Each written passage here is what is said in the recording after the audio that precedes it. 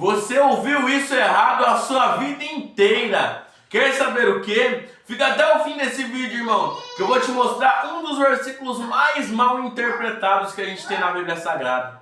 A paz do Senhor, eu me chamo Irineu, irmão. A gente está começando mais um estudo. Nessa semana estamos trabalhando em cima do quadro Você Entendeu Errado, no qual eu trabalho a respeito de algumas passagens que são polêmicas na Bíblia e que podem nos levar a más interpretações, que muitas vezes nos levam ao erro. Irmão, hoje eu quero falar sobre um dos versículos mais famosos das Escrituras, que é João 10:10. Vamos ler então esse versículo para a gente começar, irmão? João 10:10 nos diz assim: o ladrão vem somente para roubar, matar e destruir. Eu vim para que tenham vida e a tenham em abundância. Irmão, certamente você já ouviu esse versículo em algum momento da sua vida. E provavelmente quando você ouviu esse versículo, quem estava pregando a você deve ter falado que o ladrão aqui citado por Jesus é o diabo. Mas, irmão, eu preciso te dizer algo agora que vai explodir a sua mente. Que no contexto dessa passagem aqui, o ladrão não é o diabo. O ladrão de João 10:10 de forma nenhuma é Satanás. Sabe por quê, irmão? E aqui eu quero te ensinar algo que é muito importante para quando você estiver lendo a palavra de Deus. Para que você não venha se enganar e para que você possa de fato interpretar o que o texto quer dizer. Antes da gente ler um texto da palavra de Deus, irmão, a gente precisa pegar o contexto. Porque se eu não pegar o contexto daquele texto, muitas vezes a minha interpretação vai ser equivocada. E muitas vezes pode gerar até mesmo heresias. Porque tem tanta gente que cria heresias a partir de versículos isolados. Por isso que nós nunca podemos pegar um simples versículo e isolá-lo de todo o restante do texto. Porque aí a gente tira o que o autor de fato quis dizer com aquilo. E por que isso é importante, irmão? Porque o que a gente tem que entender, irmão, na Bíblia, que a divisão de capítulos e versículos, ela é posterior. Ou seja, a palavra de Deus ela é inspirada e inerrante. Mas a divisão por capítulos e versículos não é. Porque a divisão por capítulos e versículos não estava nos escritos originais. Foi algo que os homens eles colocaram depois para facilitar que a gente consiga encontrar certos textos dentro da palavra de Deus. E sendo feito por homens essa divisão, muitas vezes essa divisão ela falha. Porque, por exemplo, irmão, se a gente pegar o capítulo 9 de João e o capítulo 10, o 10 é continuação do 9. Porque no original é tudo um texto só. Não tem essa divisão. O texto continua, é corrido. Então, na verdade, o 10 é continuação do 9. E por que isso nos ajuda a entender quem é João 10:10? Porque lá no capítulo 9 do Evangelho de João, vai nos relatar uma cura que Jesus fez em um cego de nascença. Uma cura que vai gerar uma polêmica entre os fariseus. Os fariseus vão chamar esse cego, vão questioná-lo. E o cego vai falar do milagre que Jesus fez. Os fariseus não vão aceitar, até chegar ao ponto deles quererem confrontar Jesus. E aí Jesus ele vai começar a dar um sermão em cima dos fariseus.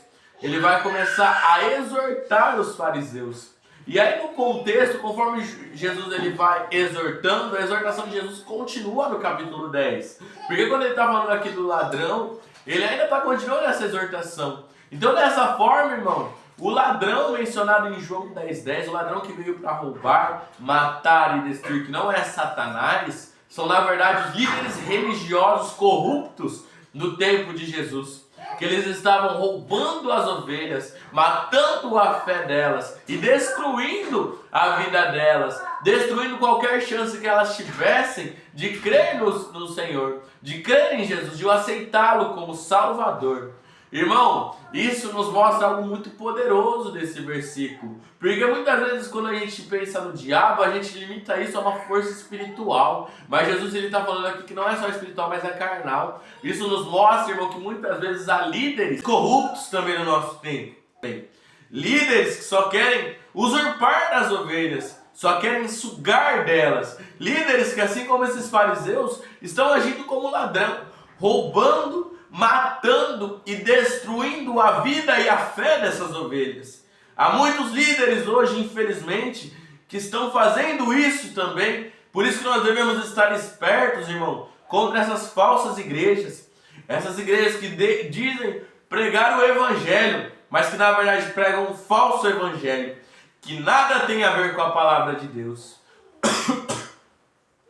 Mas então isso significa, irmão, que nós devemos ignorar tudo que você aprendeu sobre o diabo ser o ladrão que veio para roubar, matar e destruir. Calma, não significa isso, irmão.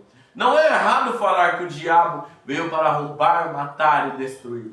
Porque apesar disso não ser o que o contexto direto da passagem quer dizer, em última análise, quem está agindo através daqueles líderes é o diabo, são os demônios. Porque no fim, quem está arquitetando, inclusive nos dias de hoje, atrás desses líderes religiosos corruptos, esses líderes que só querem extorquir as ovelhas, é o diabo. Talvez esses líderes nem percebam, mas há forças demoníacas agindo.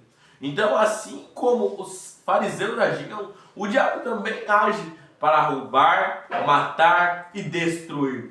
É para isso que ele vem, para nos causar todo tipo de mal. E por isso nós precisamos estar firmes e alicerçados no Senhor.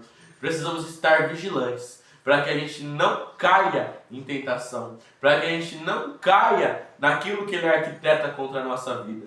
Irmão, mas por que isso é tão importante? Se no fim das contas o diabo também pode ser o ladrão, por que toda essa reflexão é importante? Por um motivo muito simples, irmão. Para que você entenda um princípio. E eu quis te ensinar isso um princípio, que você precisa toda vez que você lê a palavra de Deus, pegar o contexto, para que você entenda de fato o que o texto quer dizer. Porque como eu disse lá no começo, heresias surgem de versículos soltos. Então, irmão, nós precisamos estar espertos para que a gente não crie heresias e para que a gente também não seja levado por essas heresias, por falsos ensinos, que na verdade querem ferir a nossa fé. Porque, irmão, no fundo, esse texto, independente de serem líderes religiosos, de ser o diabo, isso não vai afetar muito a nossa fé. Mas há outros textos que, se a gente interpretar mal, isso sim fere a nossa fé e nos afasta do Evangelho, nos afasta de Cristo e pode inclusive nos levar para um caminho de perdição e morte eterna. Então, irmão, que vocês possam estar atentos a isso toda vez que você ler as Escrituras, para que você não caia no erro, mas para que você possa de fato ser edificado pela palavra do Senhor. Se essa palavra te abençoou, comenta amém e compartilha com quem precisa ouvir essa mensagem. Que o Senhor Jesus abençoe muito a sua vida. Amém.